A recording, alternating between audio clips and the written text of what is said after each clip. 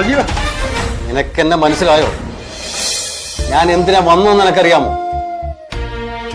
അറിയാം.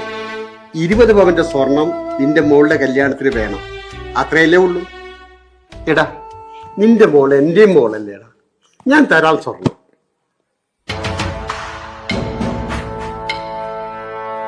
നീ തരുമല്ല സ്വർണം.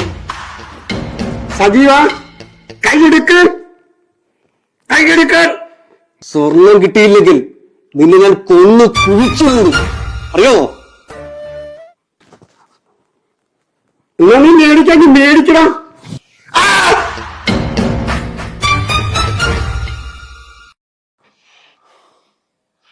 നീ എന്നെ തല്ലിയല്ലേ? നിന്റെ ഗുണ്ടായുസൊന്നും എന്നോട് വേണ്ട. നിന്നേക്കാൾ വലിയ ഗുണ്ടായുസം എനിക്കറിയാം. എടാ എടാ പട്ടി, എന്റെ കാശ് തന്നില്ലെങ്കിൽ നിന്നെ ഞാൻ വെറുതെ വിടില്ല. എന്റെ മോളുടെ കല്യാണം നടക്കാതെ വന്നാൽ പിന്നെ നീ ജീവനോടെ ഉണ്ടാവില്ല. സജീവ, കൈയെടുക്ക്. സത്യം ഇവിടെ ഞാൻ പറയുന്നത് നീ കേക്ക്.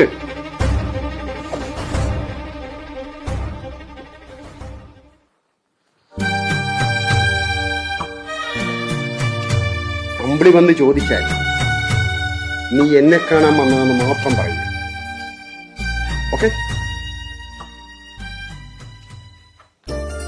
ആ, ഇതാര് സജീവനോ? കല്യാണമെല്ലാം ഇങ്ങനെ അടുത്തല്ലോ. എന്താ വിശേഷിച്ച്? ഞാൻ അപ്പുവിനെ ഒന്ന് കാണാൻ ചെന്നതാ. വീട്ടിൽ ചെന്നപ്പോൾ പാറു പറഞ്ഞ് ഇവിടെ കാണും, അതാ ഇങ്ങോട്ട് വന്നത്. അമ്പിളി, നീ ഒരു കാര്യം പറയാം.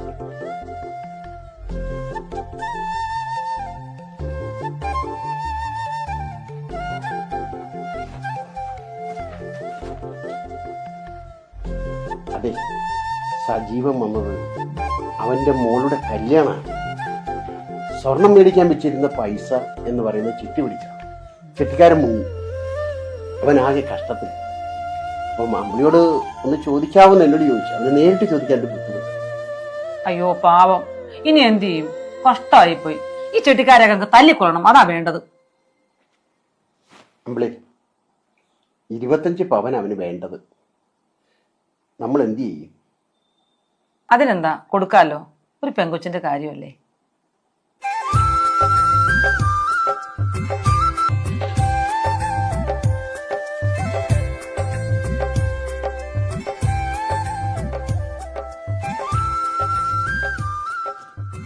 ഇതാ പോട്ടെ. സജീവ, നീ ചോദിച്ച സ്വർണം മുഴുവനുണ്ട്. മോളുടെ കല്യാണം നടക്കട്ടെ.